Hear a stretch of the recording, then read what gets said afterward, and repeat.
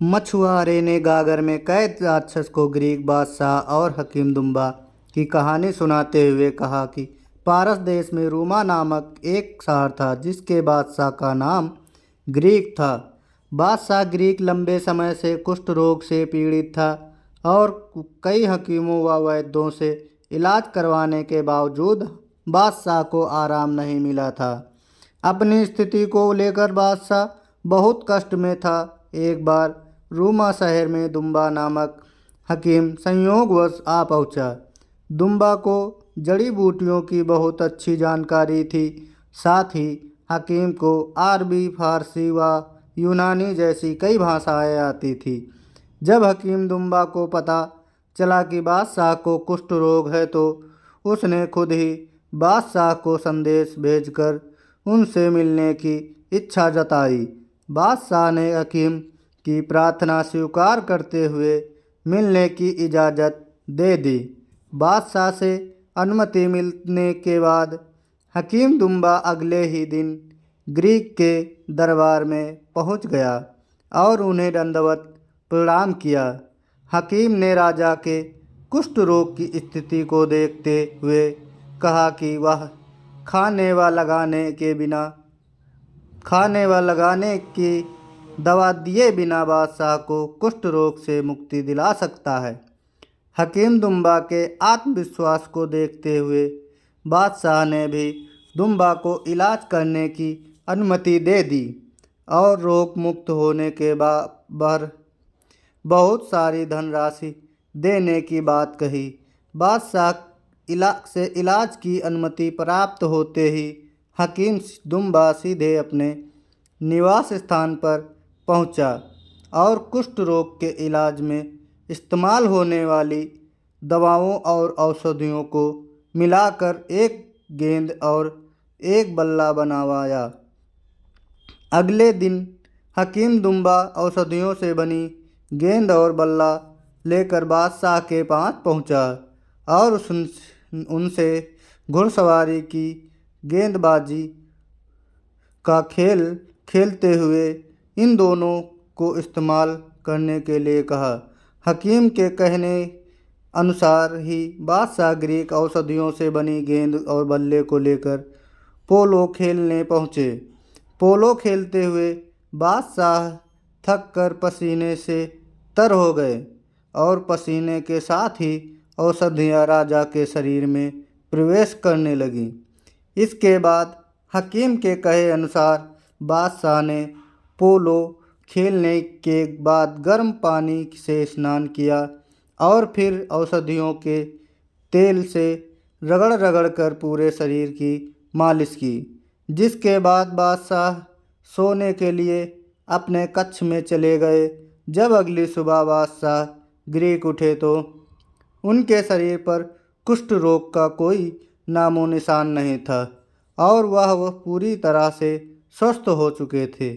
यह देखकर बादशाह फूले नहीं समाये और नहा धोकर महंगे कपड़े और आभूषणों से सजकर दरबार पहुँचे। बादशाह को एक ही दिन में निरोग देखकर दरबार में मौजूद सभी मंत्री भी हैरान रह गए। बादशाह ग्रीक ने हकीम की तारीफ के पुल बांधते हुए दुम्बा को अपने पास बुलाया और उसका आभार प्रकट करते हुए अपने बगल में बैठाया। साथ ही भोजन कराया और कीमती कपड़े व बड़ी धनराशि इनाम के रूप में हकीम को दी।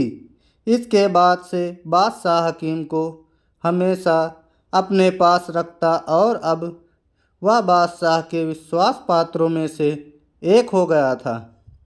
हकीम का उपकार मानते हुए बादशाह प्रतिदिन उसे इनाम देता रहता और उसकी मान व प्रतिष्ठा बढ़ाते रहता। हकीम पर बादशाह की इतनी अधिक कृपा देखकर दरबार का एक मंत्री मन ही मन दुम्बा से जलने लगा।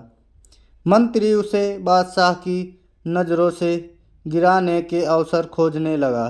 एक दिन अकेले में मौका पाकर मंत्री ने बादशाह से कहा, हुजूर, मुझे वह दरबार के दूसरे मंत्री को लगता है कि एक विदेशी हकीम को इतनी मान प्रतिष्ठा देना ठीक नहीं है। हमें लगता है कि असल में हकीम दुम्बा कपटी है, जिससे हमारे राज्य का भेद लेने के लिए शत्रुओं ने भेजा है और यह छल से आपको जान से मारने की फिराक में है। मंत्री की बात सुनकर बादशाह ग्रीक ने कहा, तुम बिना सबूत के हकीम पर इतने बड़े इल्ज़ाम क्यों लगा रहे हो? और अगर उसे मुझे मारना ही होता तो वह मुझे कुष्ठ रोग से मुक्त कर स्वस्थ क्यों करता? बादशाह ने कहा, मुझे निरोग जीवन देने वाले हकीम के बारे में ऐसा सोचना भी पाप है और एक सत्य पुरुष वही होता है जो अपने ऊपर किए गए उपकारों को कभी न भूले। बादशाह ग्रीक ने मंत्री को समझाते हुए कहा कि तुम्हारी बातें मुझे वह कहानी याद दिला रही हैं जब बादशाह सिकंदर ने बिना सोचे समझे जल्दबाजी में फैसला लेकर शहजादे को मौत की सज़ा दे दी, लेकिन वजीर की सबूत सूझबूझ से शहजादे की जान बचाई गई। बादशाह की बात सुनकर मंत्री ने वह कहानी सुनने की इच्छा जताई। बादशाह ग्रीक ने मंत्री को कहानी सुनाते हुए बताया कि बादशाह सिकंदर की बेगम की माँ सिंदबाद के बेटे अपने नाती से किसी कारण जलती थी। वह हमेशा अवसर तलाशती रहती कि वह कैसे बादशाह के सामने शहजादे को गलत ठहराए और उसे सज़ा दिलवाए।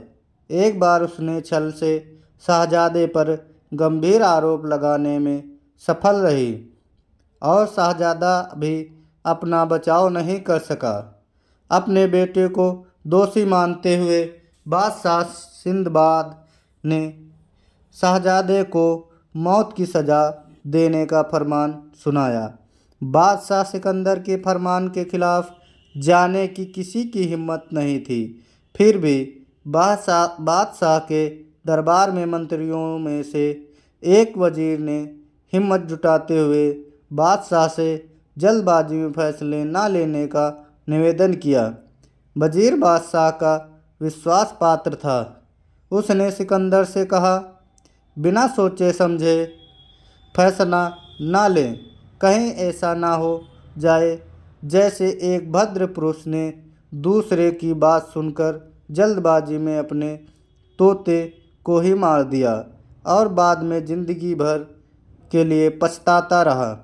वजीर की बात सुनकर बादशाह सिकंदर ने भद्र पुरुष और तोते की कहानी को सुनने की इच्छा जताई, जिससे वजीर ने सुनाना शुरू किया। तो दोस्तों, आगे की कहानी सुनने के लिए इस वीडियो को लाइक करें और ज़्यादा से ज़्यादा लोगों तक शेयर करें। चैनल पे नए हो तो चैनल को सब्सक्राइब ज़रूर करके जाइएगा। मिलते हैं ऐसी ही एक और कहानी के साथ, तब तक के लिए जय हिंद।